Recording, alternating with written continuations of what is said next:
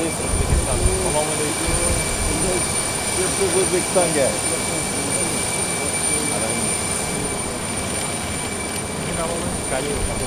Salom alaykum. Assalomu alaykum.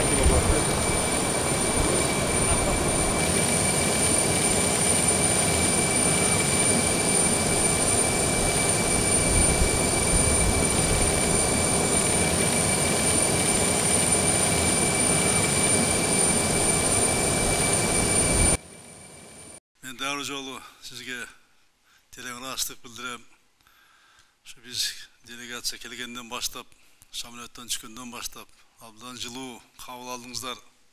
Дух наших переговоров в узком кругу, я думаю, наши члены делегации все этого духа прочувствовали, что у нас единое мнение, одинаковые суждения. И я сегодня с уважаемым Сооронбай Шариповичем, я думаю, это только начало наших разговоров, и разговоры будут, я думаю, всегда, они будут находить точки соприкосновения. И я думаю, что когда мы будем разговаривать, между нами нерешенных вопросов не будет. В этом я уверен.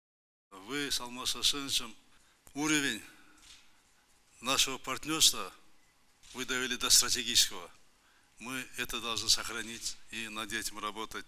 И как новый президент Кыргызстана приложу все усилия, чтобы эти договоренности были реализованы. По многим ключевым вопросам наши позиции совпадают.